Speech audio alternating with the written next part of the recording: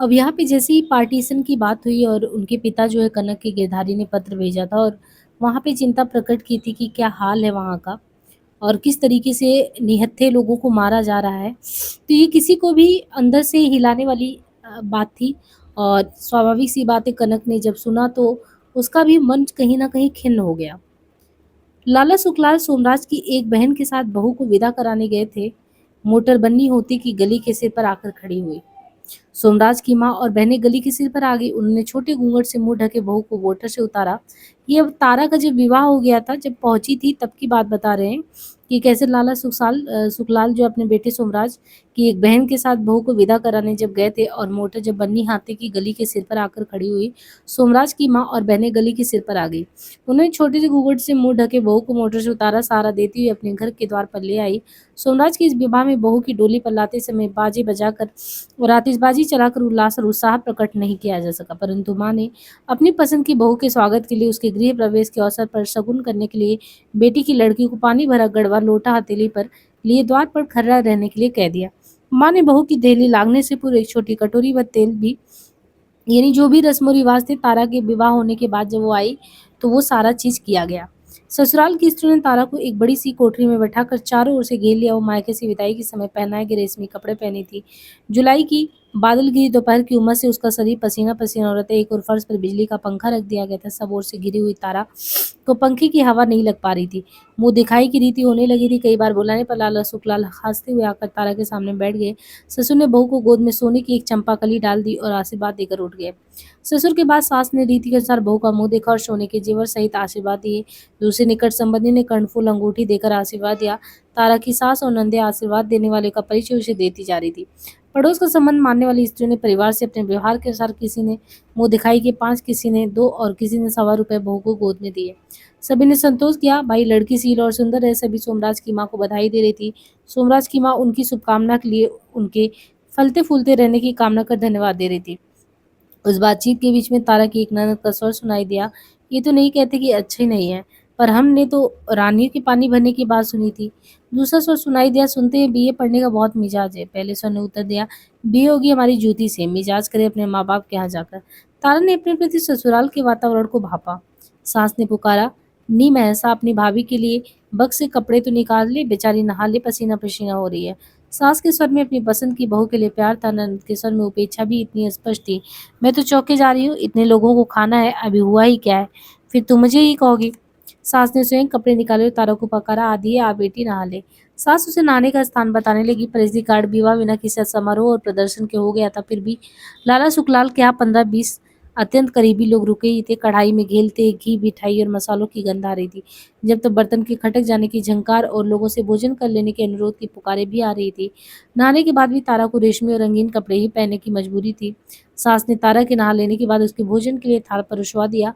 ससुराल में आने के पहले दिन के सेरन संकोच और नए वातावरण के आतंक में कौन बहू अच्छी तरह खा पाती है। तारा को भूख की अपेक्षा प्यास ज्यादा लग रहा था। बर्फ से ठंडे किए जल का एक गिलास उसने पी लिया, परंतु खाए बिना छुट्टी नहीं हो। डर रही थी, ना खाए कहीं मिजाज ही ना समझ लिया जाए।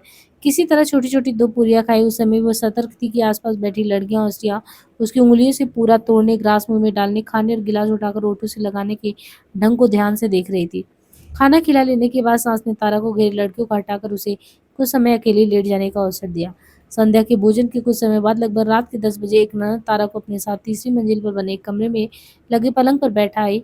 कमरे में बिजली की तेज रोशनी थी। फर्श पर दरी बिछी थी। छत से लटका बिजली का पंखा चल रहा था। कमरे की दीवारों पर 3 बड़े बड़े कैलेंडर थे। कैलेंडर में नेता बोस आजाद हिंद सेना की कमांडर इन चीफ का वर्दी पहने, दूसरे में भगवान राम को सीता में छिपा स्वर्ण मृग और तीसरा किसी साबुन का विज्ञापन है। इसमें कोई पुष्ट उरोज युवती दास से साड़ी की आंचल संभाले बाहें उठाकर बड़ी जो है पहनी थी। पलंग की सिरहाने दीवार पर परिवार के किसी बुजुर्ग का फोटो भी था। संध्या को हुई बूंदाबांदी के बाद खिड़कियों से सुहानी हवा आ रही थी। कमरे की दीवारों में बनी हुई बिना किवाड़ों की अलमारियां प्राय खाली थी। केवल एक अलमारी के ऊपर के खाने में दिवाली की गणेश और लक्ष्मी पड़े थे। अकेली बैठी तारा चारों ओर आंखें घुमाकर घर की रुचि और ढंग समझ रही थी। एक कोने में बहुत पुराने ढंग के नक्काशीदार ड्रेसिंग टेबल रखे थे जो नीला गुम्बद की किसी कबाड़ी की दुकान से आया था। सिंगार मेज का शीशा दागी धुंधला सा हो चुका था। जान पड़ा था घर में पैसा था, परंतु जुत्थी नरेंद्र कनक और दीपों के घर का आधुनिक सुघड़पन नहीं था। कमरे में पलंग पंखे के नीचे फर्श के बीचों बीच था। पलंग पर नरम बिस्तर और कड़ी हुई चादर बिछी थी। समीप तिपाई पर सुराही कांच का ग्लास था। एक मुरादाबादी ग्लास में तस्तरी से शायद दूध ढका हुआ था। तस्तरी पर कुछ सफेद इलायची और मिस्टी के महीने थे। प्रथम परिचय का क्षण अत्यंत निकट आ गया। समझकर तारा का रोम रोम सजग हो रहा था। वह जाने समय आने वाला था जिसके लिए पुष्पा और शीला ने उसे अनुभव सुना ही दिए थे। तारा उसे यहाँ से लाज, रोमांच और कुछ भय से भी अनुभव करी थी। जानती थी वह स्वाभाविक और अनिवार्य भी था। फिर भी उसके कंधों पर लाल सिफोन का छीना दुपट्टा था। सोचा घूंघट कर ले या रहने दे, इस घूंघट में दिखता क्या नहीं है।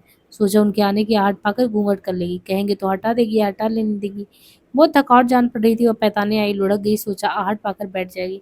किवाड़ों से आहट पाते ही तारा बैठ कर सिमट गई। छीने दुपट्टे के आंचल चेहरे के सामने खींच लिया और कनखियों से दरवाजे की ओर देखा। सोमा लंबा छरहरा जवान था। मलमल का सफेद कुर्ता और लट्टे का सफेद पजामा। सोमराज ने कमरे का दरवाजा मूंद कर चटकनी दी।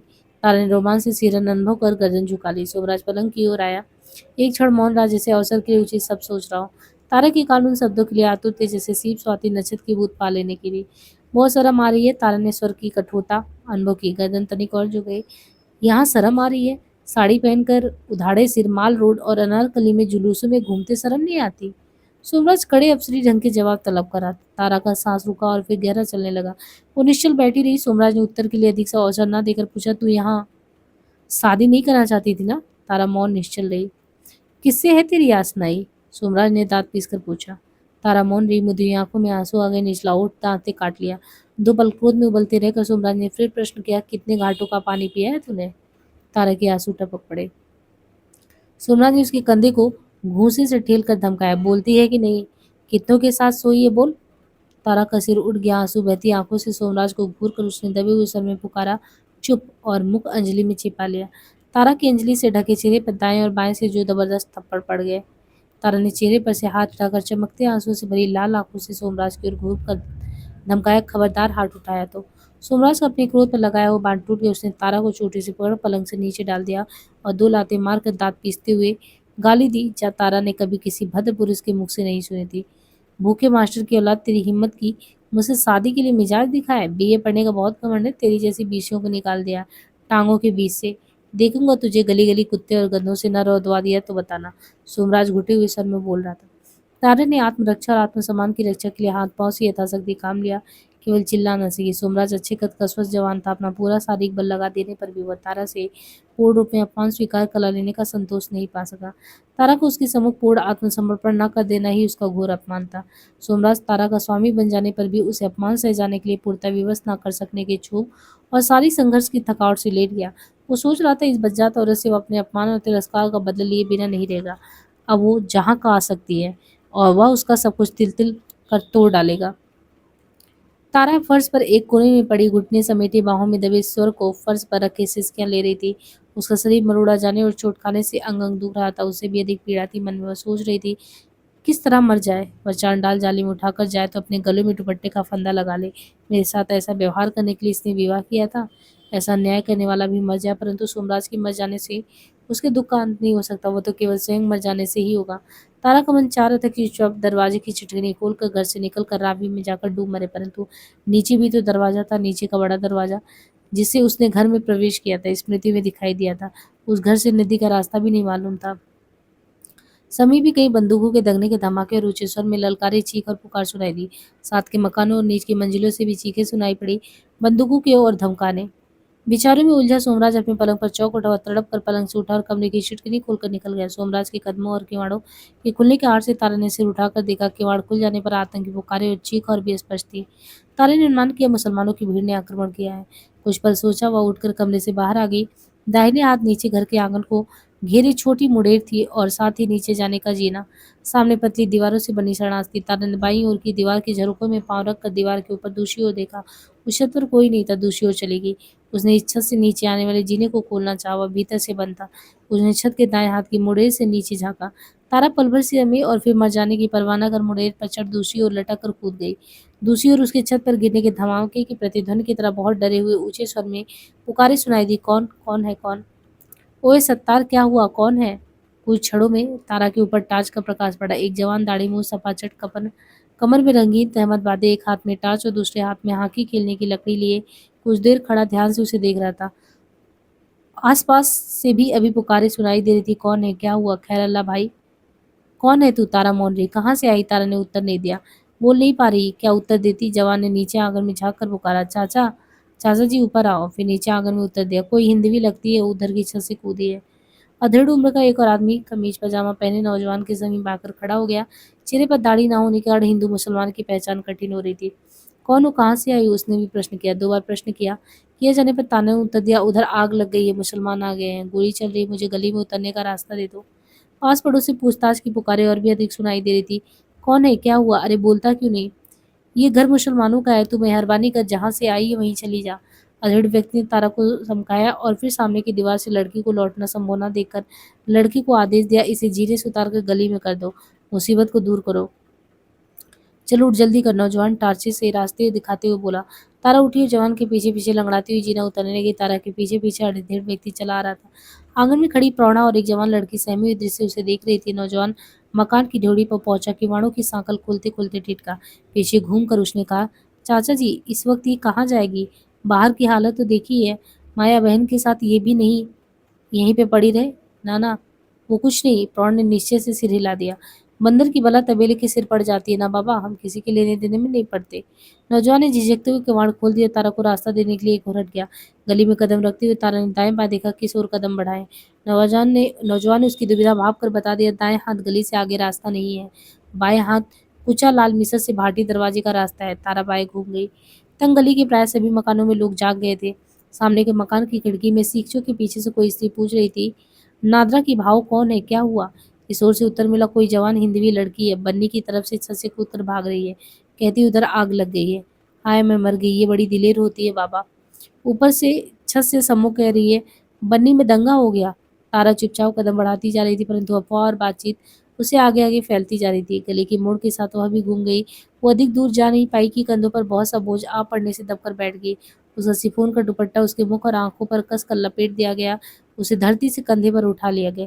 मुंह बात जाने के कारण दम घुट रहा था, चिल्लाया पुकार सकना संभव नहीं था।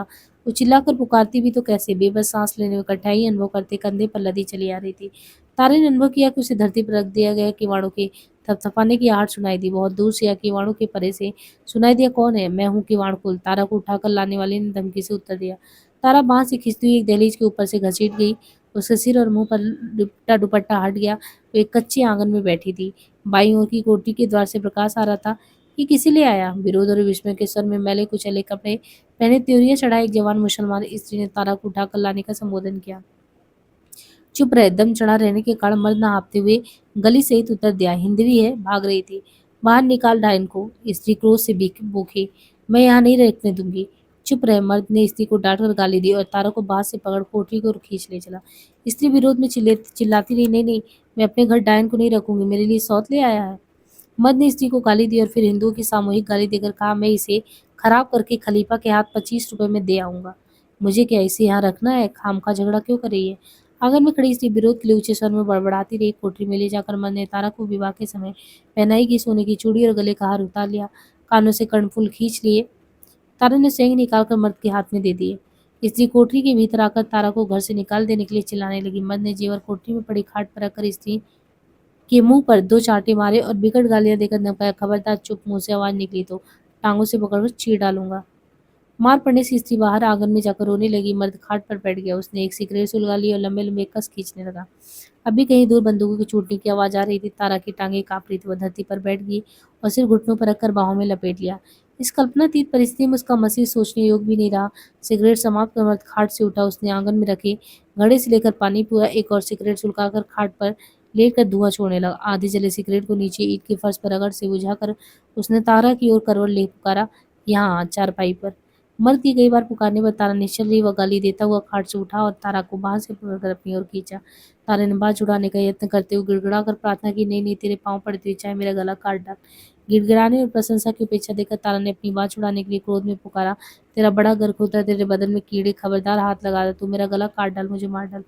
मर्द गुर्रा कर खाट से उठा। उसने तारा की एक बाँह कोहनी से ऊपर पकड़कर अपनी बाँह उसके घुटने के नीचे डालकर उसे उठा लिया और खाट पर पटक दिया। तारा का शरीर सोमराज के साथ हुए संघर्ष से थका और चुटियाया हुआ था। कमर में छत से गिरने की चोट भी थी। गले में दबोच लिए जाने से वह शिथिल भी थी।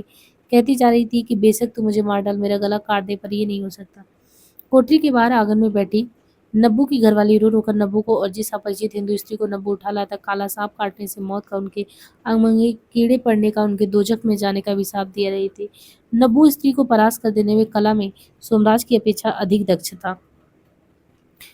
उसे प्रस्तुत स्त्री के मर जाने या उसका अंग भंग हो जाने का या उसके चिल्ला देने से स्वयं अपनी ही बदनामी हो जाने का भी भय नहीं था। नबू ने तारा का विरोध समाप्त कर देने की उसकी सलवार फाड़ कर परे फेंक दी। कमर पर सलवार का केवल ऊपर का कुछ भाग ही बंधा रह गया। इस पर भी तारा ने आत्मसमर्पण नहीं किया। उसके हाथ से चिढ़कर नब्बू ने तारा की बाह को पीठ के पीछे की कंधे की ओर इतना जोर से मरोड़ तड़प कर चीख कर हिल सकने में असमर्थ हो गई। उतर की राख के सन्नाटों को चीरती हुई नगाड़े की कड़क गूंज उठी और उसके साथ ही ताजो, मुमताज, ताई और बदरू का सुरीला स्वर मोहल्ले में फैल गया। डाची वाली ये मोड़ मुहार वे, डाची वाली ये वे चल ना वे, तेरी डाची दे चल बलिए असी, पीर मंत्रणा चलिए। ये मक्का मदीना को जाने वाली सरनी सवार आपने सारणी का मुख इधर कर। ताजो ताई और उसके साथ रहने वाले बदरू और कादिरा प्रातः 4 बजे ही आसावरी के स्वर में प्रार्थना गाकर रोजा रखने वाले मुसलमान को सचेत कर देती थी।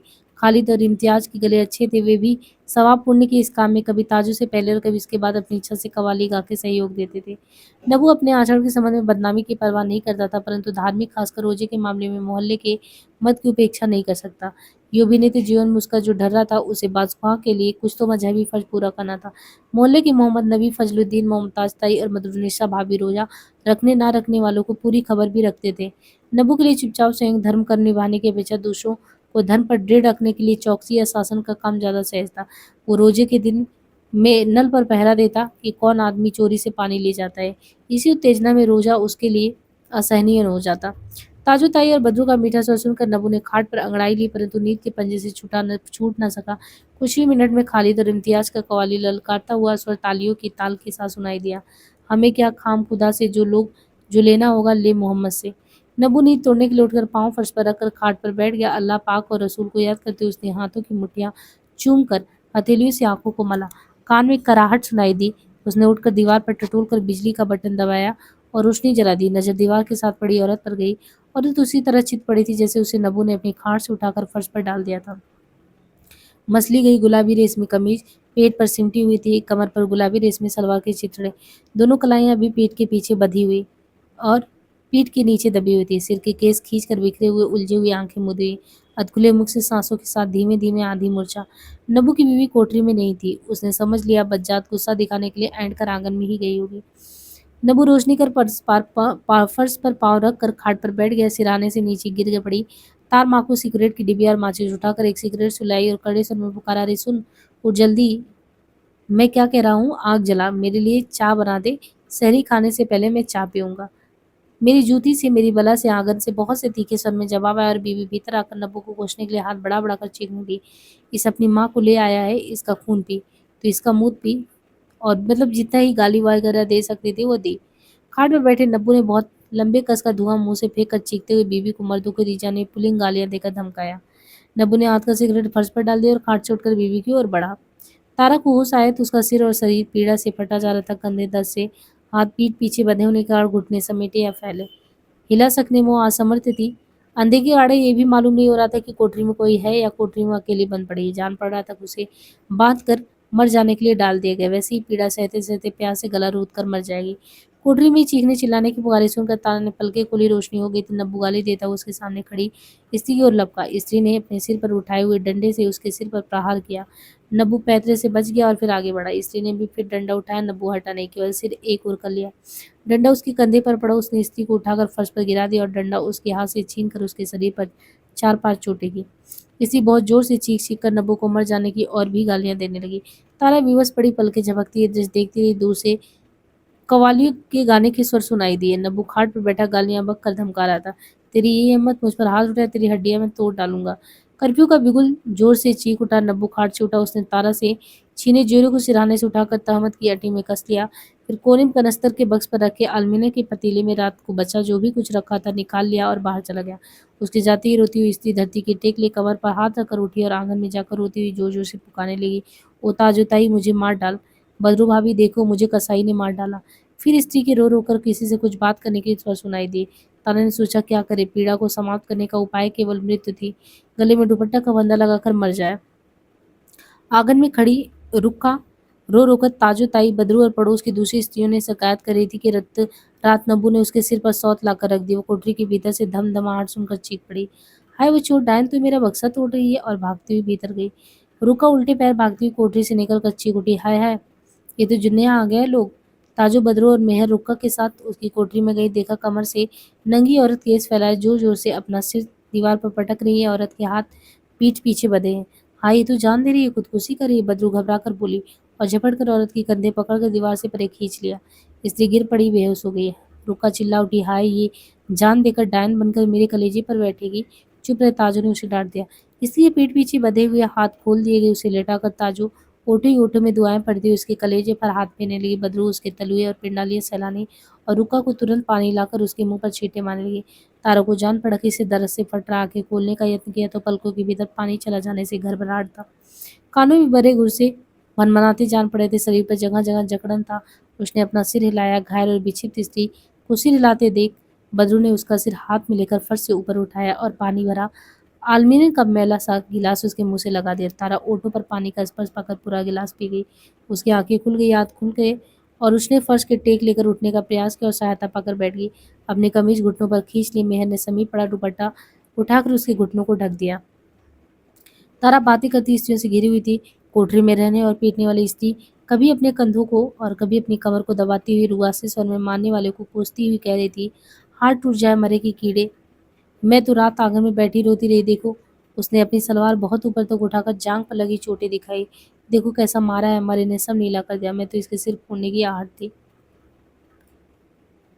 मुझे क्या मालूम उसने क्या किया। मरा कह रहा था घर से भागी हुई है। होगी, मुझे क्या, मैं तो अपने सिर सौत नहीं झेलने की। उस आदमी का क्या, जब औरत क्या है वह तो गाय भैंस बकरी देख ले तो वही नहीं छोड़ सकता। मेरा 2000 का मेहर लिखा है, मैं क्या डरूं। दो और स्त्रियां एक गोद के बच्चे को कंधे से लगाए, दूसरी हाथ में प्याज की दो काठी और छुरी लिए दरवाजे से भीतर आई। पहले आती ही बोल उठी, ये तो हिंदनी है। उसने घृणा से हिंदू स्त्रियों को जनानियों में आग लगने वाले को गाली देकर कहा, इन्हें खराब किया तो क्या, ये बेहया तो इसी लायक है। फिटी मुंह, लानत है, क्या कुफ बकती है, तौबा कर। तारा की भीड़ सलाते हुए ताजो ताई ने उसे डांट दिया। तेरे लिए हिंदू ऐसा कहे तो कैसा लगे, औरत को तो औरत का दर्द होना चाहिए। खुदा ना करे तो किसी ऐसे के बस पड़ जाए। अल्लाह ताला ने हिंदू मुसलमान मर्दों में तो फर्क किया है, औरतों में तो उसने भी कोई फर्क नहीं रखा। बदरू ने तारा के सिर की चोट पर गीला कपड़ा दबाते हुए रुक्का को समझाया, तुझे इस गरीब पर क्या गुस्सा है, ये अपनी मर्जी से थोड़ी ही आई है। मेहर तारा के पांव और पिंडलियां सहलाता छोड़कर अपने घुटनों पर कोहनियां रखे दुख और चिंता की मुद्रा में बैठी तारा की चोटों को देख रही थी। गहरा सांस लेकर बोली, मरे आपस में लड़ते हैं, मिट्टी औरतों की खराब करते हैं। ताजो ने समझाया, खुदावन ने तो मर्द पर फर्ज आयद किया है कि औरत पर रहम कर और उसकी हिफाजत कर, क्योंकि औरत मर्द को अपने जिस्म से पैदा करती है और पालती है। खाक रहम और हिफाजत करे, मेहर ने क्रोध प्रकट किया। बेया जहां से निकलते हैं, यानी ये बात कौन कहता है। जब ताजो इस तरीके से समझाती है तो वो गुस्से में कहती, खाक रहम और हिफाजत करे। मेहर ने क्रोध प्रकट किया। मेहर ने कहा कि बेया जहाँ से निकलते उसी की बेइज्जती करते। मर्द मोहब्बत करे तो गुस्सा करे तो उनका सब जोर वहीं उतरता। देखो तो बेचारे के जिस्म पर कैसी रगड़े लगी हैं, चमड़े उतर गई हैं, इस गरीब की भी हड्डियां तोड़ गया है। मेयर ने रुका की ओर संकेत दिया, मर्द में भी भैंस जैसी ताकत होती है। बेचारी खुदकुशी की कोशिश ना करती तो क्या करती। गरीब औरत के पास सिवा मर जाने के और है ही क्या। मेयर ने बहुत गहरा सांस खींचा। पास खड़ी प्याज काट कर अपनी झोली में डालती जाती औरत बोल पड़ी, भैंसे का जोर है चाहे हाथी का, मैं तो पहले ही ऐसे हरामजादे का पेट फोड़ दूं, दांत से उसके गले को काट दूं। मेरे घुटनों पर हाथ रख उठाते हुए बोली, ठहरो, मैं इसके लिए एक गिलास गर्म चाय ले आऊं, बानू ने बना ली होगी। चाय ले आना, पहले इसका बदन तो ढको, ताजू ने टोका। रुका, तू कोई अपनी पुरानी सलवार दे देना। हाय मेरे पास कहाँ है, मैं जैसे जैसे अपना बदल ढके हूँ। रुका ने दुहाई दी, एक तो अब मेरे सिर मौस और सौत ला के रख दिया, अब कपड़ा भी दे दूँ। बदरू ताजू ने आश्वासन दिया, तू डरती क्यों, कोई निकाह थोड़ी पढ़ा दिया है मौलवी ने। तेरी सी सौत कैसे रख देगा, उसे आने दे, इस कमरे में पहनने के लिए कुछ तो है, नहीं तो अभी कुछ दे दे, तेरा पूरा कर देंगे। बेचारी नंगी बैठी है, औरत जात की बेइज्जती में सबकी ही बेइज्जती है ना। रुका को अलगनी पर से अपनी एक मैली घिसी हुई कई जगह पैबंद लगी सलवार उतार कर दे देनी पड़ी। तारा ने बैठी बैठे सलवार पहन ली। मोहल्ले में अजा की पुकार की गूंज सुनाई दी। ताजू ने रुका को संबोधन किया, मैं तो नमाज के लिए जा रही हूँ, तो ख्याल रखना और कुछ कर ना बैठे। खुदा बख्श, खुदा बख्श इनके गुनाहों को। रमजान शरीफ के दिनों में ये करतूते, कत्ल, लूट, आग, जबर जना करते हैं, ये क्या बख्शे जाएंगे। ताजू, बदरू, एक और औरत ने सहारा देकर तारा को खाट पर लिटा दिया। सब स्त्रियां रोजे से पहले फजर को नमाज पढ़ने चली गई। कोठरी में तारा रुका रह गई। तारा घुटनों पर सिर रखे सोच रही थी, क्या दुर्दशा हो गई, मर मैं मर भी नहीं सकती। इन लोगों का क्या मेरा दरस था, या मुझ पर क्या गुस्सा है जो मर जाने भी नहीं देते। हजारों बार सुनी हुई बात याद आई। मनुष्य के चाहने से कुछ नहीं होता, होता है वही जो भगवान चाहता है। भगवान अभी मेरा और क्या करना चाहता है मुझे, और क्या दंड देना चाहता है। पिछले जन्म के ऐसे क्या पाप है, कौन से पाप किए जो ये दिन देखने पड़ रहे हैं। सोमराज से विवाह ना करने की इच्छा, या असद के साथ चले जाने की इच्छा। सोमराज से तो विवाह कर ही लिया, अब मेरा और क्या होने का शेष है। मरने की भी स्वतंत्रता नहीं, शायद नरक की यातना में, नरक की भट्टी में जीवी जलाए जाना, गर्म तेल में खौलाए जाना, यही बाकी है। ताजू ताई, बदरू भाभी, मेहर और लैला के कारण आसपास के घरों के मर्दों को भी मालूम हो गया कि नब्बू एक जवान हिंदू लड़की को उठा लाया है। उसने लड़की के साथ बुरा किया और उसने कंजरों के हाथ बेचने के लिए घर में रखे हुए हैं। ताजू ताई ने मोहल्ले के खुदा तरस धर्मभीरू लोगों को फटकारा। रोजे के मुतवरी पवित्र महीने में मोहल्ले में ये गुनाह हो रहा है। लोग आपस में विचार कर रहे थे कि इस विषय में क्या किया जाए। नमाज पढ़ लेने के कुछ देर बाद हाथ में चाय का गिलास लिए ताजो फिर तारा के समीप आ गई। दूसरी स्त्रियां और लड़कियां भी आकर कोठरी के भीतर झांक जाती। ताजो ने बहुत अनुरोध कर तारा को चाय के कुछ घूंट पिला ही दिए। लगातार वजीफा या दुआ मंत्र पढ़ते रहने से ताजो के होठ हिलते जा रहे थे। ताजो बार बार कह जा रही थी, बेटी अल्लाह को याद कर, हर मुसीबत में फकत वही मदद करता है। नबू सूर्योदय के प्राय 1 घंटे बाद अपने घर लौटा। पड़ोस के लोग उसके लौटने की प्रतीक्षा कर रहे थे। सबोर से उस पर फटकार पड़ने लगे। मर्द उसके आंगन को घेरे छतों पर सामने आ गए और स्त्रियां खिड़की और दरवाजों के पल्लों के पीछे से बोलने लगी, ये सब क्या हरकतें तेरी, 10 नंबर में नाम दर्ज है और फिर भी बाज नहीं आता। हम कब तक तेरी जमानतें दिया करेंगे, मोहल्ले को बदनाम कराएगा। नबू ने पड़ोसी की इस हस्तक्षेप पर विरोध धमकी से किया, तुम लोगों को क्या मतलब, किसी मुसलमान औरत की तरफ तो आंख नहीं उठाई मैंने, हिंदू औरत है, वे लोग नहीं हमारी औरतों को खराब कर रहे हैं। उन लोगों ने कितनी जगह आग लगाई है, रोज बम बुलाते हैं। ताजू ताई को मोहल्ले के बुजुर्ग, बेबे, बड़ी बहन और बच्चे जवान ताई पुकारते थे। वो सबके सामने खड़ी होकर बात कर लेती थी। उन्हें सामने होकर फटकार दिया, चुप मरद कहीं का, औरतों के साथ बदकारी करना जिहाद है। नमरी बदमाश से दाने के नाम पर कुफ्र वक्ता है, जवान गल कर गिर जाएगी तेरी। नबू ने स्थिति देखकर कहा, मैं क्या उठा लाया, वो तो खुद ही भाग आई। भाग रही थी तो तेरे बाप का क्या ले रही थी, तू उठा लाने वाला कौन होता है, मोहल्ले का बदनाम कराएगा, किसी ने धमकाया। नबू ने मान ली कि वो औरत को जहां से लाया वो छोड़ाएगा, रुका को बदला लेने का अवसर मिलेगा। उसने किवाड़ की आड़ से ऊंचे स्वर में बता दिया, झूठ बोल रहा है, ये तो कह रहा था कि औरत को 25 रुपए में खलीफा के हाथ बेच देगा। समस्या हो गई कि औरत का क्या किया जाए। नब्बू पर कोई विश्वास नहीं कर रहा था। औरत को पुलिस के हवाले किया जाता तो नब्बू के खिलाफ प्रपट हो जाती, आखिर तो मुसलमान था। सोच विचार से तय हुआ कि हाफिज जी को खबर कर दी जाए, वो जैसा कहें वही किया जाए। नब्बू ने हाफिज जी के यहाँ खबर दी जाने की बात सुनी तो तरह के शरीर से उतारा हुआ जेवर लेकर चुपके चुपके घर से बाहर निकल गया। हाफिज इनायत अली साहब की भाटी दरवाजे के मुस्लिम मोहल्लों में बहुत बड़ा बड़ा प्रभाव और आदर था। हाफिज जी ने 30 बरस से अधिक समय तक इंटेलिजेंस गुप्तचर विभाग में नौकरी भी की थी। अच्छे ऊंचे पद पर पहुंचकर पेंशन भी ली थी। उन्हें पूरा कुरान शरीफ कंठस्थ होने कारण लोग सम्मान से हाफिज कहते थे। उन्हें अरबी भाषा का खूब ज्ञान भी था। वे वर्षों तक अरब देश में भेष बदल कर अंग्रेज सरकार के गुप्तचर के रूप में काम भी किए थे। अंग्रेज सरकार की इस सेवा के परिणामस्वरूप उनके बड़े पुत्र को पीडब्ल्यू के महकमे में अच्छी नौकरी भी मिल गई थी और छोटा पुत्र जो था वो फिल्लौर के पुलिस स्कूल से इम्तहान पास कर अमृतसर में सब इंस्पेक्टर के पद पर हो गया था। पेंशन पा लेने के बाद से हाफिज इनायत अली खां साहब के मन में इस बात के लिए बहुत ग्लानि थी कि वे जीविका के लिए अपने सहधर्मियों के साथ धोखा करते रहे। उस पाप का प्रायश्चित करने के लिए वे पेंशन पा लेने के बाद से जमायत इस्लामी का काम अवैतनिक रूप से कर रहे थे। उनका सब समय और शक्ति इस्लाम को वैज्ञानिक धर्म सिद्ध करने में, गैर मुस्लिम को मुसलमान बनाने में और मुसलमानों को पक्का और सच्चा मुसलमान बनाने में ही लगता था। सभी मुसलमान और मुसलमान अफसर भी उनका बहुत आदर करते थे। प्राय 10 बजे के लगभग एक मुसलमान बढ़िया सुरक्षा के लिए 2 पुलिस सिपाहियों के लिए हुए नब्बू के यहाँ आई। उसने कहा कि वो हिंदू लड़की को लेवा ले जाने के लिए हाफिज जी के यहाँ से आई है।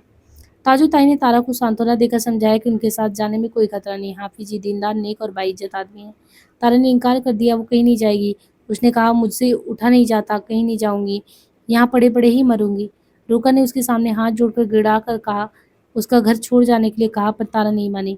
उसका उत्तर था, मुझे यही नहीं मरने देना चाहते तो उठाकर क्यों लाए थे, मैं खुद तो आई नहीं, मैं तो मर ही चुकी हूँ, मुझे हटाना चाहते तो उठाकर नदी में फेंकवा दो या मर जाने पर लाश को फेंकवा देना। बुलाने आई बुढ़िया निराश होकर लौट गई। 2-3 घंटे बीत गए तो खबर मिली कि हाफिज जी स्वयं आए हैं। रुक्का घबरा गई, बदरू उठकर चली गई। ताजुताई ने अपना बुर्का मंगा लिया और पड़ोस में एक पीढ़ी मांग लेने के लिए कहा। रुक्का कोठरी से बाहर हो गई और ताजू बुर्का ओढ़कर कोठरी के एक कोने में बैठ गई। कोठरी में पहले वर्दी पहने पुलिस के 2 सिपाही आए, उनके पीछे हाफिज जी। हाफिज जी के सिर पर जरीदार कुल्हे पे सावरी लुंगी बंधी थी, से शरीर पर बंद गले का लंबा टाकिस, पाँव में पालिश और इस तरीके से हाफिज जी ने पुलिस के सिपाहियों को आंगन में जाकर प्रतीक्षा करने के लिए कह दिया। हाथ में लिया बेंत खाट के साथ टिका कर खड़ा कर दिया। उनका चेहरा बहुत गंभीर हो गया। दोनों हाथों को अंगुलियों की भांति दोनों घुटनों पर रखकर आंख मूंद ली और ओठों ही ओठों में बिना शब्द किए कुछ पढ़ने लगे। पढ़ना समाप्त कर उन्होंने तारा के शरीर पर एक फूंक मार दी। उन्होंने 3 बार दुआएं पढ़ी और दुआओं से पवित्र श्वास की फूंक ली। तारा के शरीर पर छोड़कर आशीर्वाद दिया, तेरी बलाएं दूर हो, तुझ पर अल्लाह का करम हो। हाफिज जी ने तारा को बेटी कहकर संबोधन किया। खाट पर झुककर उसके सिर पर लगी चोटों को देखा और डॉक्टर को दिखाकर दवाई लगाने की आवश्यकता बताई। बोले, बेटी यहाँ से हमारे घर चलो, चोटों पर डॉक्टर से दवाई लगवा देंगे, फिर जहाँ तेरी तबीयत होगी पहुँचा देंगे। तारा ने सिर हिलाकर इनकार किया। वो कहीं नहीं जाना चाहती, ना कुछ सुनना चाहती। हाफिज ने स्नेह से समझाया, बेटी तू शक्ल सूरत से अच्छे खानदान की और समझदार जान पड़ती है। मैं खुद बेटे बेटियों पोते पोतियों वाला हूँ। उस पाक परवरदिगार में भरोसा करे। इंसान की हर मुसीबत में उस पर यकीन ही मदद करता है। वह अपने सब बंदों को देखता है। तारा ने आंखें मूंद सिर हिलाकर इनकार कर दिया। हाफिज जी और करुणा और वात्सल से बोली, बेटी तू अपने घर नहीं जाना चाहती तो मुझे तेरे अजीजों के यहाँ पहुंचा देंगे। वहां भी जाना पसंद नहीं तो इलाज के लिए अस्पताल में भर्ती करा देंगे। वहां भी मंजूर नहीं तो खुदा के इस बंदे के घर रहना। तेरी माँ बहनें तेरी खिदमत करेंगी। बेटी ये जगह तेरे लायक नहीं है। यहाँ मुनासिब इलाज नहीं हो सकता।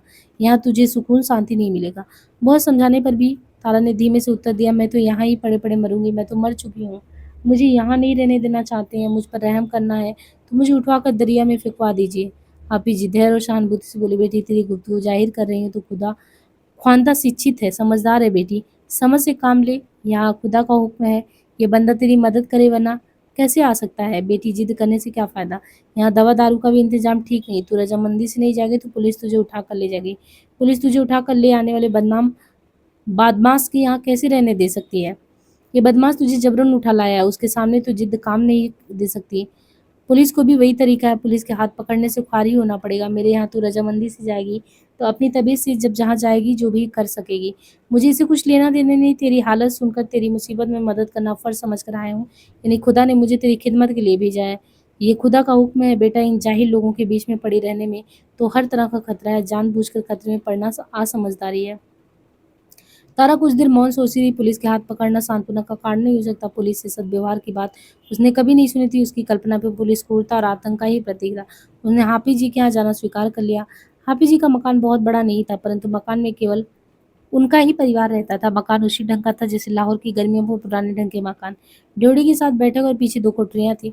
आगे से ऊपर की मंजिल थी और 2 कमरे और रसोई। हाफिज जी की सरकारी सेवाओं के प्रभाव से उनके बड़े लड़के मोहम्मद अली को नहर विभाग में एसडीओ की नौकरी मिल गई थी।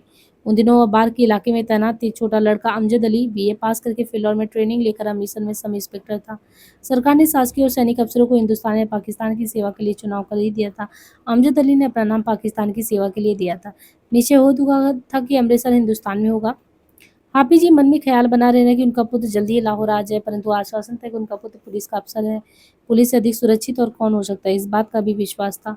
हाफिज जी को तीनों बेटियों के विवाह के समय पर हो चुके थे। अल्लाह के करम से तीनों अपने ससुरालों में दूध पूत से संतुष्ट थे। मोहम्मद अली प्राय दौरे पर रहते थे। उनका बड़ा लड़का अनवर कॉलेज में पढ़ने लगा था। लड़की की पढ़ाई के ख्याल से मोहम्मद अली की बीवी खुशदीद अपनी दोनों बेटी तरह बरस की फर्ज निभाना 8 बरस की कमरों के साथ लाहौर में ही रहती थी। हाफिज जी के विचार व्यवहार का प्रभाव घर के वातावरण पर था। हाफिज जी की बेगम और बहू खुर्शीद ने दुखी तारा को बहुत सहानुभूति से हाथों हाथ लिया। गर्म पानी से नहलाया, डॉक्टर के यहाँ दवा मंगवाकर सिर के घाव पर लगाई। तारा नब्बू के यहाँ से कहीं भी ले जाई जाने से इसलिए इनकार कर रही थी कि वो केवल मरना ही चाहती थी। हाफिज जी ने उसे समझा दिया कि पुलिस उसे मर जाने के लिए भी नब्बू के यहाँ नहीं रहने देगी।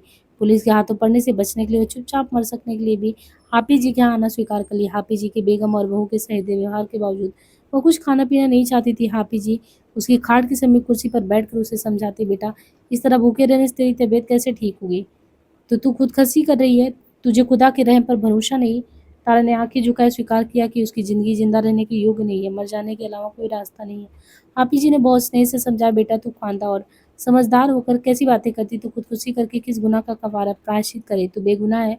गुनाह की सज़ा तो गुनाहगार को दी जानी चाहिए। जुर्म की सज़ा अगर गुनाहगार के बजाय बेगुनाह को पड़ेगी तो इससे गुनाह बढ़ेगा। अच्छा बता, तेरे फाका रखकर खुदकुशी कर लेने का उस बदनाम नब्बू पर क्या असर पड़ सकता है। तेरे फाके रहने से तो हमें ही तकलीफ होगी। फाके से रहकर दूसरों को डराना जाहिल औरतों का तरीका है, या गांधी ने यह तरीका पॉलिटिक्स में चलाया है। जब उनके पास दलील नहीं होती तो आप फाके से रहकर डराते हैं। अंग्रेज उनके फाकों का लिहाज करते हैं।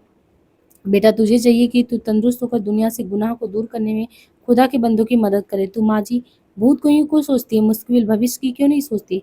खुदा के रहम पर एतबार क्यों नहीं करती? हमारे मकान में तेरा खुदकुशी करना हमारे लिए ही परेशानी और मुसीबत की वजह हो सकता है, नब्बू जैसे गुनहगार के लिए नहीं।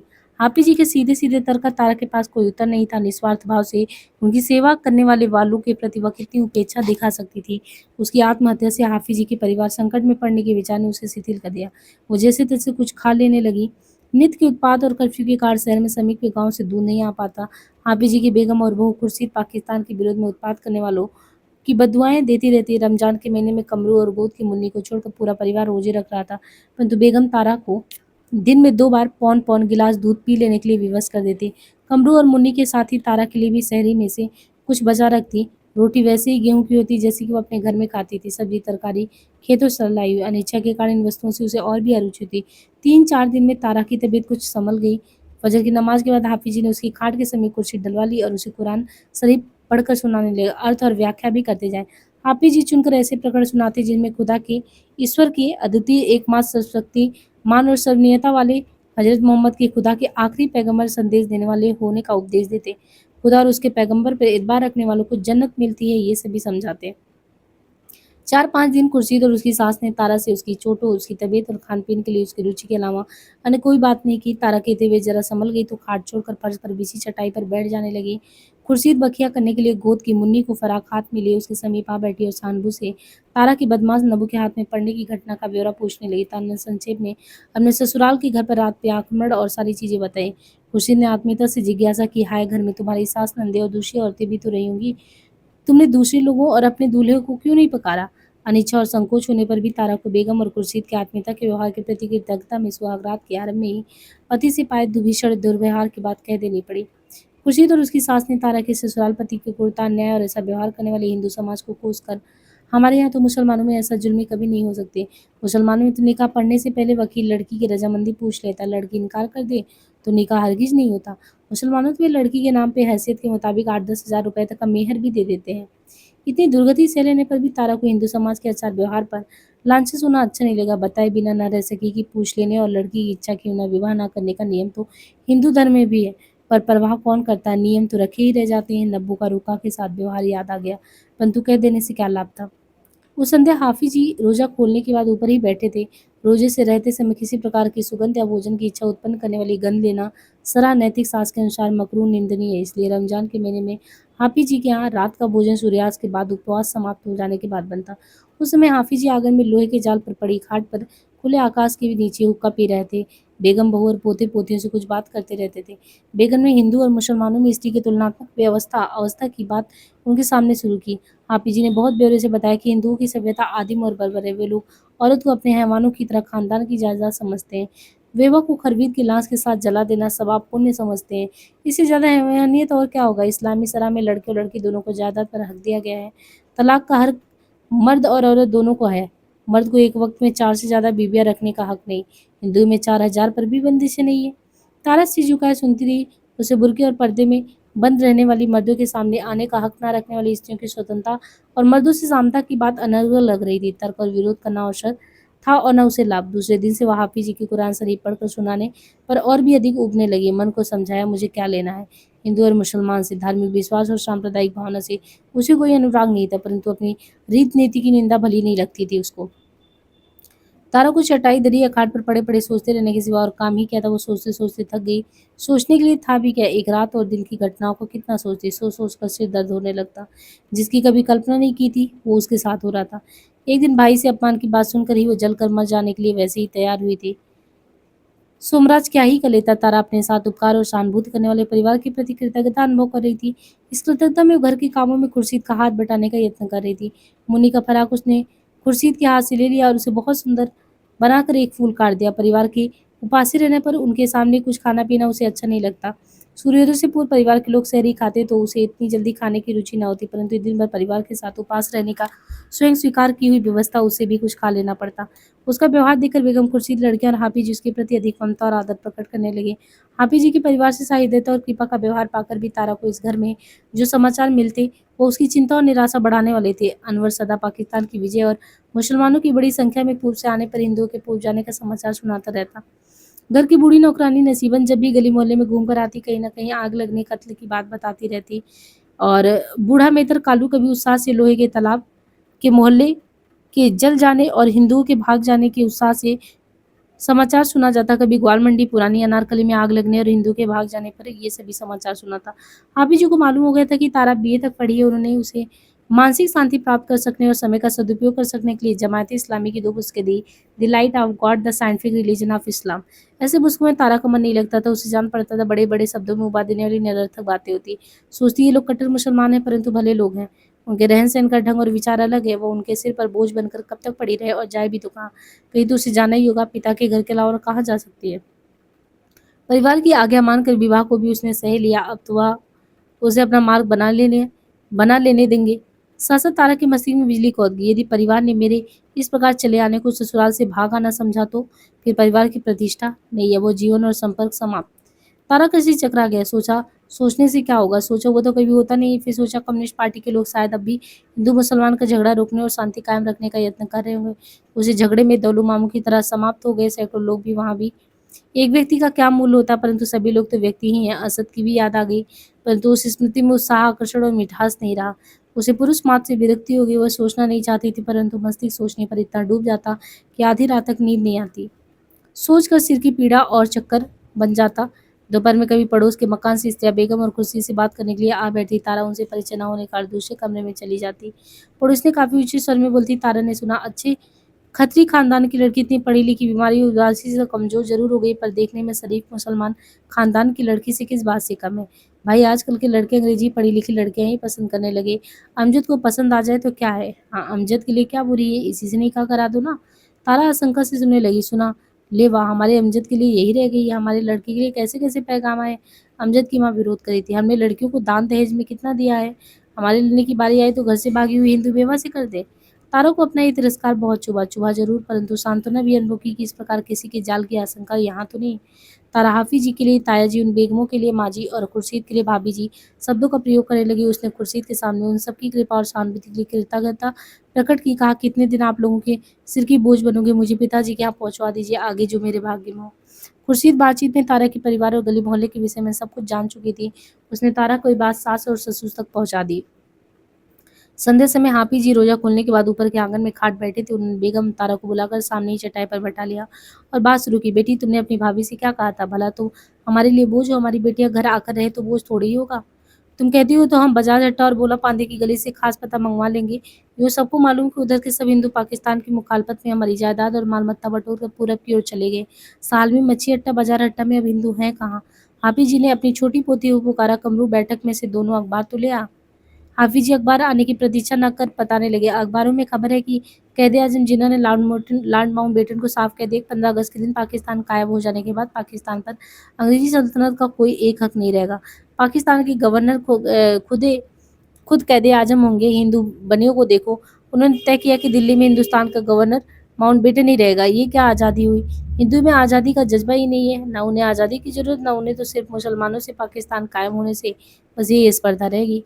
हाफिज जी ने दोनों हाथों को उंगली सहारे के सामने कर पल भर के लिए आंखें मूंद ली। ओटो योटो में कुछ पढ़ा और फिर अपनी कतरी हुई दाढ़ी के दाएं हाथ की मुट्ठी में सूत लिया। उनके चेहरे पर करुणा का भाव आ गया। बोले, हिंदू कौम औरतों के हक में बहुत बेरहम है। हिंदू मर्द मुहज्जम सभ्य ना होने से बहुत सवस्त परस्त कामुक होते हैं। इस्लामी शरह में एक शख्स के लिए 4 बीवियों की हद मुकर्रर है और एक दिन के लिए राह भटक जाए, बाप या शौहर से दूर रह जाए तो हिंदू से कबूल नहीं करेंगे।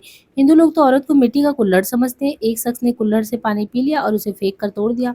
दूसरे दिन सुबह फजर की नमाज के बाद हाफिज जी ने तारा को इस्लाम की रूह से वाहिद मुतल्लिक खुदा और उसके पैगंबर के बारे में इस तरीके से आस्था प्रकट करने के लिए चीज़ों को सुनाया। बजाज अड्डा बोला पानी की गली से खबर मंगाने का यत्न किया। ईद उल फितर में मीठी सप्ताह भर रह गया था। दोपहर में बेगम और खुर्शीद दरी पर सिलाई की मशीनें रखी ईद के लिए नए कपड़े सी रही थी। तारा समीप बैठी उनकी सहायता के लिए कपड़ों को कच्चा करती जा रही थी। खुर्शीद तारा को सुनाकर सास से बोली, ये बेचारी भी दिन भर हमारे साथ रोजे से रहती है। अगर एकाध धर्म विश्वास कर ले तो इसे कितना सवाब दो। तारा को इस सहानुभूति से छलना का संकेत अनुभव हुआ। वह चुप रही। संध्या मगरिब की नमाज के बाद हाफिज जी रोजा खोलने के लिए ऊपर आए तो तारा को बुलवाकर सहानुभूति और चिंता से उन्होंने बताया कि रंगमहल और सालमी के बीच के इलाके के सब हिंदू चले गए और पूरब से आए मुसलमान वहां आबाद हो गए हैं। तारा गर्दन झुकाए गहरी सांस लेकर मौन रहेगी। हाफिज जी पाक परवरदिगार दुआ मांगकर तारा को समझाने लगे, बेटी बंदे को अल्लाह की रजा पर इत्मीनान करना चाहिए, उस कादिर मुतलिक के रहम पर सब्र करना चाहिए, उसकी हर बात बंदे की बहुतगी के लिए होता है, वह चाँद सूरज और सृष्टि की खबर लेता है, पत्थर में बंदे की ओड़ों की भी नहीं भूलता। इस तरीके से वो समझाते रहे। बेगम खुर्शीद और दोनों लड़कियां फरजाना और कमरू समीप बैठी सुन रही थी। हाफिज जी कलाम कलम पाक अल्लाह और रसूल के पवित्र नाम सुनकर उन्हें अपने दोनों हाथों को उंगलियां चूमकर आंखों से लगाई और एक स्वर में कहा आमीन। हाफिज जी बैठे हाफिज जी फीट सीधी का जरा ऊंचे स्वर में अरबी में कुरान शरीफ की एक आयत पढ़े और बोले, जिनका उस सृष्टि के कर्ता एकमात्र खुदा और उसका संदेश मनुष्य तक पहुंचाने वाले पैगंबर मोहम्मद पर विश्वास नहीं, वो कयामत के बाद दोजख की आग में जलेंगे। और बोल, उस रहीम रहीम करीम ने तुझे दोजख की आग से बचाकर जन्नत के बाग में दूध और शहद के दरियाओं के किनारे खजूरों की छांव में आराम कर सकने के लिए ही रहम कर इस घर तक पहुंचाया है। उसने जो रहम तुझ पर किया उसके लिए तुझे उसका शुक्रगुजार होना चाहिए। तारा चुप रही। उस रात को बहुत देर तक नींद नहीं आई। सोचती रही, स्पष्ट है कि हाफिज जी और उनके परिवार की कृपा का प्रयोजन उसे मुसलमान बना लेने का सवाब हासिल करना ही था, इसलिए उसका अनशन छुड़वाकर उसे मरने नहीं दिया। तारा को मुसलमान बन जाना मंजूर नहीं था। संसार में उसके लिए ठिकाना नहीं था, इस पर भी वो हाफिज जी की कृपा और दया नहीं चाहती थी। ये भी स्पष्ट था कि उसके लिए कोई स्थान हो या न हो, हाफिज जी उसे मुसलमान बना सकने के लिए अपने घर से चले जाने देना नहीं चाहते। वो क्या करे? तारा को इतने समय तक कॉलेज के वातावरण में रह लेने के बाद, विशेषकर कामरेडों की संगति मिलने के बाद से हिंदू धर्म के विश्वासों में कोई आस्था या प्रेम तो रहा नहीं था। स्वर्ग नरक ये सब सभी बकवास ही लगते थे उसको, परंतु इस्लाम स्वीकार करने का दबाव उसे मानसिक यंत्रणा लग रहा था। उसे याद आने लगा कि एक दिन नरेश, जुबेदा, सुरेंद्र और हामिद के सामने असद ने कहा था, हिंदू तो कोई मजहब या धर्म विश्वास नहीं, वह एक समाज और संस्कृति है। उसमें विश्वास के बंधन नहीं, व्यवहार के बंधन। आप भगवान में विश्वास करें तो हिंदू, विश्वास ना करें तो भी अपने आप को हिंदू कह सकते हैं। आप चाहे जैसे भगवान में साकार या निराकार में हो, अवतार में हो या किसी रूप में हो। बंधन केवल खान पीन और विवाह के नियमों के है, चिंतन की स्वतंत्रता और व्यवहार की नहीं। इस्लाम ऐसी स्वतंत्रता सहन नहीं कर सकता, वह चिंतन का नहीं, विश्वास का मार्ग है। आप खुदा से मुनकिर नहीं हो सकते, आप खुदा से मुनकिर है तो आप काफिर है। खुदा पर भी आप मनचाहे ढंग से विश्वास नहीं कर सकते, सिर्फ एक ही खुदा, वहीद मुतलक, उसी पे आपको विश्वास करना पड़ेगा। हाफिज जी रोजे के लिए दिन में, दोपहर के समय गर्मी और भूख का कष्ट न करने के लिए जौहर की नमाज में पहले की 11:30 से 2:15 तक सो लेते थे, और इस तरीके से कोतवाली भी फोन करके कर्फ्यू की काड़ा का पता लिए, क्योंकि कर्फ्यू लगा हुआ था। हाफिज जी रोजा खोलने की अजा हो जाने के कुछ मिनट बाद घर लौटे, बहुत परेशान थे। बेगम और खुर्शीद खजूरी लिए उनका इंतजार कर रही थी। हाफिज जी के यहाँ रोजा हमेशा खजूर खाकर ही होता था, खोला जाता था। हजरत मोहम्मद खजूर खाकर रोजा खोलते थे, इसलिए खजूर से रोजा खोलने सुन्नत अले रसूल। घबराहट के कारण हाफिज जी से खजूर खाते ना बन रहा था, परंतु समय पर कुछ खा लेने से रोजा मकरूर भंग हो जाने का भय था। खजूर का एक टुकड़ा मुंह में लेते हुए बोले, इन काफिरों पर खुदा का कहर ना जलो। दगा और फरेब तो काफिर की फितरत है। अमृतसर में हिंदू पुलिस सुप्रिंटेंडेंट ने पुलिस के सब मुसलमान सिपाहियों के असला धोखे से रखवा कर उनकी वर्दियां उतरवा ली। सबको बर्खास्त करके कह दिया कि पाकिस्तान चले जाओ। मेरा दिल दहल रहा है, अमजद बिना हथियार और वर्दी की किस तरह यहाँ पहुंचेगा? अमृतसर में हालत तो बहुत नाजुक है, उसे और दूसरे मुसलमान अफसरों को बाहियात लाहौर से पहुंचाना उनका फर्ज है। अमजद की माँ और भाभी ने सुना तो मुंह में काटी हुई खजूर चबा सकना मुश्किल हो गया, आंखों में आंसू आ गए और बद्दुआएं देने लगे। हाफिज जी बोला, सुना है गुस्से से भरे सिपाही लाहौर स्टेशन पर पहुंचे, दो मारपीट कर बैठे। इन सिपाहियों का क्या कसूर? उन्हें पहले इस्ताहाल उत्तेजना दिलाया गया। बेईमान हिंदू कांग्रेस वाले एक तरफ ऐलान करते कि हिंदुस्तान में मुसलमानों को पूरी आज़ादी और शहरी हकूक दिए जाएंगे, पर आइंदा क्या होगा ये देखने में आ रहा है। हाफिज जी मगरिब को नमाज के बाद बहुत देर तक दुआ के लिए बैठे रहे। अमजद की माँ नमाज से उठी तो आंखों में आंसू बह रहे थे। खुर्शीद भी पूछ रही थी, और इस तरीके से जो है मामा प्याज लहसुन लेकर सालन के लिए मसाला पीसने लगे थे। हाफिज जी नमाज के बाद फिर निजामुद्दीन कसूरी के यहाँ से कोतवाली में टेलीफोन करके पता किए। उनके घर की दोस्तियां सहानुभूति में खबर पूछने आ गई थी। बेगम और खुर्शीद उनसे बातें करने लगी। तारा ने रसोई का काम संभाल लिया। हाफिज जी लगभग 1.5 घंटे के बाद लौटे। वे पहले से अधिक परेशान थे। बोले, कुछ खबर नहीं मिला है, बहुत से सिपाही और अफसर आ भी गए हैं, कोई रेल से आए, कोई कहीं से। हाफिज जी की बात सुनकर अमजद की माँ और भाभी फिर रो पड़ी। कमरू भूख के कारण तारा से रोटी मांग रही थी। तारा ने उसे एक रकाबी में रोटी और तरकारी परोस दी। खुर्शीद दुआ मांगकर उठी तो तारा ने उसके समीप आकर धीमे से कहा, भाभी फरजाना और ताया जी की तुम परोस दो। पूछा खुर्शीद ने पूछा। हाफिज जी ने लेटे लेटे ही कह दिया, बेटा अभी ठहर जा, तबीयत परेशान है। गली में ड्योढ़ी की सांकल जोर से झंझना उठी। तितर वाली गली में और आसपास उन मुसलमानों की ही बस्ती होने की कारण आशंका का कारण तो था नहीं, फिर भी सावधानी से विचार कर हाफिज जी ने मामा को नीचे जाकर दरवाजा खोलने के कहा।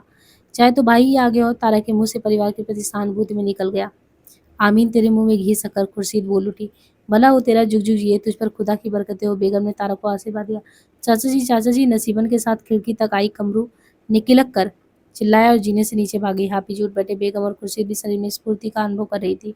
बेगम ने तारा को फिर आशीर्वाद दिया। जुग जुग जिए फूले। हाफिज जी ने जीने की ओर बढ़ते हुए बेगम को आशीर्वाद का समर्थन किया। बहुत सुलक्षणा लड़की है, तभी तो अल्लाह ने तेरी बेटी बनकर घर भेजा है। हाफिज जी के पीछे पीछे बेगम और खुर्शीद भी नीचे चली गई। तारा ऊपर ही रही। 5-7 मिनट में सब लोग फिर ऊपर आ गए। अमजद अली सलेटी रंग का कोट पतलून पहने, सिर से उधारा, छोटी छोटी तितली मूछ वाला, शिक्षित पुरुष ज्ञान पड़ा। वह शिष्टता से रसोई में जाकर आड़ में हो गई। अमजद हाफिज जी के समय खाट पर पैताने की ओर बैठकर बात करने लगा। तारा रसोई में बैठी सुन रही थी। मुझे खां साहब अब्दुल गनी ने रोक लिया था। उनके बाल बच्चे भी अमृतसर में थे। हमने 6 मुस्लिम सिपाहियों को हिफाजत के लिए रख लिया था। खां साहब फर्नीचर छोड़कर सब कुछ ले आए। मैं भी अपना कपड़ा लत्ता ले आया हूँ। बहुत से गरीब सिपाही तो कुछ भी नहीं ला सके। बेईमान हिंदू एसपी ने डोगरा मिलिट्री को पहले से बुला लिया था। लाइन के मुसलमान सिपाहियों को परेड में खड़ा करके वर्दियां उतरवा ली। हम लोगों ने एक पूरी बस ले ली थी। खां साहब को अपनी प्राइवेट 2 बंदूकें और पिस्तौल दे दी थी। हाफिज जी ने पूछा, तुम्हारे पास तो ड्यूटी का रिवॉल्वर होगा ना? सुबह ही सब इंस्पेक्टरों को बड़ी कोतवाली में बुलवा लिया था। सब मिलिट्री टामी गने ले ली थी। लानत है, क्या मक्कार फरेब है। तौबा। खुर्शीद ने रसोई में आकर तारा से कहा कि थोड़ा आटा और घी लेकर भाई के लिए पराठे उतार दे।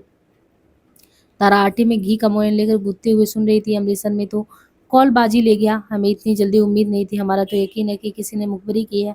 हरामी का बच्चा हसीब, उसका बहुत मुंह लगा था। मुझे तो उसी पर शक है। तुम शहर में पहुंच किस वक्त? मैंने तो कोतवाली में इमामदीन को कई बार टेलीफोन भी किया। अमृतसर से 2:30 बजे चले थे। तकरीबन 4 बजे पुलिस लाइन में पहुंचे थे। आप जानते हैं कि गनी साहब तो पक्का यूरोपियन का बच्चा है। उसने जिद की कि उसे सिविल लाइन में बंगला चाहिए। सिविल लाइन में घूमे, फिर ख्याल आया एक मॉडल टाउन चलकर देखे। वहां 2 बंगलों के ताले तोड़े गए। एक गनी साहब ने लिया और दूसरा सत्तार साहब ने। वहां से पुलिस लाइन में लौट कर रिपोर्ट की। खुर्शीद ने खाट पर बैठे हुए ससुर और देवर के बीच खाना परोस दिया। अमजद परोठे का एक ग्रास तोड़ते हुए बोला, ये कैसे हिंदुस्तानी परोठे बनाए हैं? रसोई में है कौन? उसे तारा की झलक मिल गई थी। हिंदू लड़की है, बेचारी मुसीबत ज़्यादा है। अल्लाह जाला के करम से यहाँ आ गई तो मुसलमान बन ही जाएगी। 15 तारीख को ये सबाब का काम हो जाएगा। हाफिज जी ने संक्षेप में अमजद को कहानी सुनाई। हाफिज जी ने तारा को 2 दिन और इस्लाम की सच्चाई और सच्चे धर्म से प्राप्त होने वाली मुक्ति का उपदेश देकर सुझाव दिया, कोई इस्लाम को स्वीकार कर ले। तारा ने सिर झुकाए प्रार्थना की, ताजी आपकी और माँ जी की मुझ पर बहुत एहसान है, लेकिन अपनी समझ और दिमाग को क्या करूँ? मेरा दिल दिमाग नहीं मानता। अल्लाह ईश्वर की इच्छा से जैसे पैदा हुई वैसे ही रहने दीजिए। सोचती हूँ उसने अपनी रजा से कुछ तो बना दिया।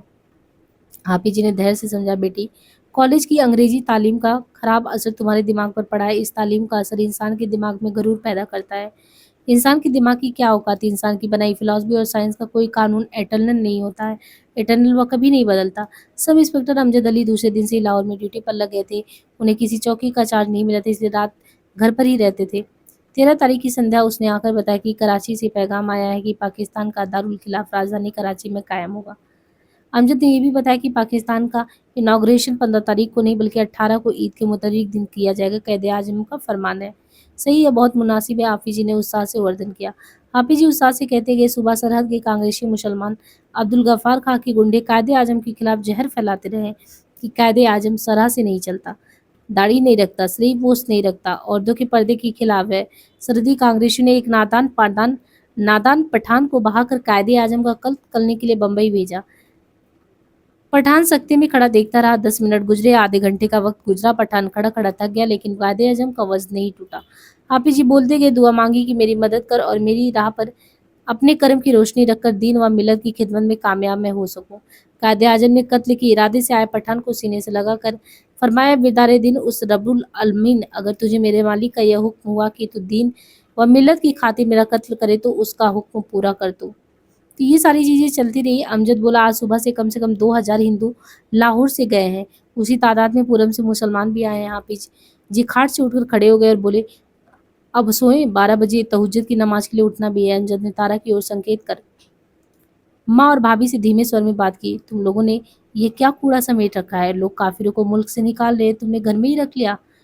उम्मत धर्म में आ जाएगी तो फिर क्या काफी रहेगी? तुम्हारे अब्बा को और भी हमें सवाब मिलेगा। तुम्हारे अब्बा को तो फर्जंद दिन प्यारा है, तुम्हें तो जानते हो, मैं जानती हूँ, मुसलमान बना चुके हैं। 15 तारीख को या ईद मुदर्रर के दिन सब हो जाएगा। अमजद की माँ ने बेटे को तसल्ली दी। अब्बा को तो फिक्र परेशान किए जन्नत उजाड़ रह जाएगा। अगर पंजाब के सभी हिंदू मुसलमान बनकर यहाँ ही बैठ जाएंगे तो गरीब मुसलमान का क्या होगा? तारा की इस्लाम स्वीकार करने के लिए अनिच्छा प्रकट करने पर भी हाफिज जी ने धैर्य नहीं छोड़ा। वे और तन्मयता से अपनी आध्यात्मिक शक्ति का प्रयोग करने में लगे थे। तारा उस कैद से मुक्त पाने के लिए छटपटा रही थी कि हम कैसे जो है यहाँ से निकल पाएं, परंतु फिर नब्बू जैसे खूंखार अत्याचारियों के हाथ में ना पड़ जाने के लिए हाफिज जी को चिढ़ाए बिना उनकी सहायता से ही उस घर से सुरक्षित स्थान पर पहुंचा दी जाने की आशा कर रही थी। निराशा के क्षणों में लड़कर चली जाने के लिए भी तैयार हो जाती, सोचती कि इस बार वैसी परिस्थिति आने पर वह उठा ली जाने के बजाय लड़कर जान दे देगी। उसे रुका कि कूड़ी का डंडा उठाकर नब्बू से लड़ने की बात, उस घर में स्त्री सुख से सुनी पुरुषों से आत्मरक्षा के लिए लड़ सकने के उपाय याद आने लगते। इस तरह 17 अगस्त रमजान का अंतिम दिन, दूसरे दिन प्रातः ईद के पवित्र त्योहार का दिन था। हाफिज जी बहुत प्रसन्न थे। उन्होंने मगरिब की नमाज के बाद मस्जिद से लौटकर तारा को समीप बैठाकर उस पर रहम करने के लिए अल्लाह ताला से दुआ मांगी। हमारी बदरू की इतनी ही उम्र होगी, चाहे 4-6 महीने कम ही हो, अल्लाह करीम के रहम से गोद में 2 बच्चे हैं। कितने प्यारे बच्चे हैं। जवान औरत तो भरी गोद ही अच्छी लगती है। मेरी नजरों में अल्लाह ओहदे के 3-4 अफसर हैं। उन्हें ही तारा की ओर संकेत किया। मुश्किल तो यह है कि शादीशुदा है। सरा के कानून से ख्वांदिद के जिंदा रहते शादीशुदा औरत को दूसरी से नहीं होनी चाहिए। ये इस्लाम कबूल कर ले तो इसका पहला निकाह खुद ही रद्द हो जाए, वरना कोई शरीफ सराह का पाबंद मुसलमान इससे शादी कैसे कर सकता है। हाफिज जी ने बताया कि इससे पहले भी वह दीन विपत्तिग्रस्त हिंदू लड़कियों का निकाह योग मुसलमान जवानों से कराकर उनकी जिंदगी सुधार चुके हैं।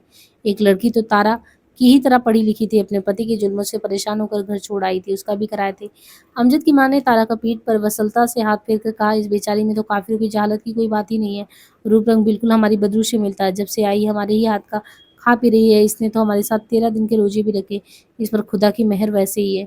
हाफिज जी बोले, हाँ क्यों नहीं, मुनासिब कह रही हो। तारा सिर झुकाए बैठी थी। उसने अपने पैरों को नाखून कूटते हुए धीरे स्वर में कहा, ताई जी मेरा तो ऐसा कोई ख्याल नहीं, पहले भी नहीं था जी, होना भी नहीं था। जो सब परेशान दिमाग की बातें। हाफिज जी ने उसे टोक दिया, बेटी ये सब परेशान दिमाग की बातें, तुम परेशान हो। तारा मन ही मन में विरोध में कूद रही थी कि स्त्रियों का दमन करने में इस्लाम हिंदू स्मृतियों से किस बात में कम है।